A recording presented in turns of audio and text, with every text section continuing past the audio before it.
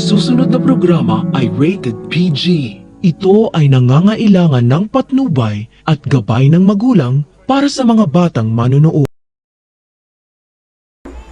Mangyayari na ang kinakatakutan ni Doc Carlos ang mapahiya siya sa ikatlong beses sapagkat hindi pa dumadating si Lynette sa araw ng kasal nila sa simbahan. Ang hindi alam ni Doc Carlos, nagkaroon ng wedding jitters si Lynette kung saan nakaramdam siya ng takot at pag-alinlangan kung tama ba ang desisyon niya na magpakasal. Pero mas lalong dumoble ang pagdadalawang isip ni Lynette nang ipagtapat sa kanya ni Doc RJ na mahal pa rin siya nito at kung mahal rin siya ni Lynette magkikita sila sa park. Kaya habang nagpapaganda si Lynette para sa kasal nila ni Carlos, sa isip nito ang sinabi ni Doc RJ na magkikita sila sa park malapit sa flower shop kung saan sila na-stranded. Pero nang maalala ni Lynette, natanggap na ni Annalyn si Carlos dahil nagbigay siya ng regalo bilang advance wedding gift na pagdesisyonan na Lynette na si Carlos ang pipiliin niya. Hanggang sa may kumatok sa pintuan ni Lynette at nagulat siya nang makita si Doc Lyndon na parang kinakabahan at sinabi nitong may sasabihin siyang importante bago ang kasal. Kung may makakapigil man sa kasalang Carlos at Lynette, yun ay walang iba kundi si Doc Lyndon dahil siya lang ang nakakaalam ng pinakatago-tagong sikreto ni Carlos. Nangako noon si Doc Lyndon na hindi na niya isisiwalat ang sikreto ni Doc Carlos kay Lynette dahil utang niya ang buhay niya kay Doc Carlos na nagligtas sa kanya.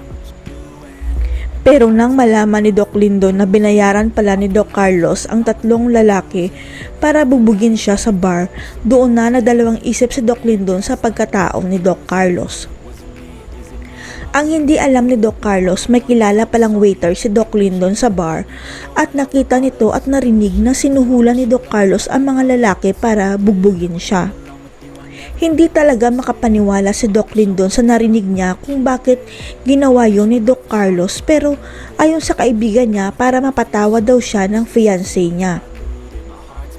Doon napagtanto ni Doc Lyndon na marami ng kasalanan si Doc Carlos kay Lynette at Annalyn at ang ikinakatakot niya na magiging kalbaryo ang buhay ng mag-ina kay Carlos.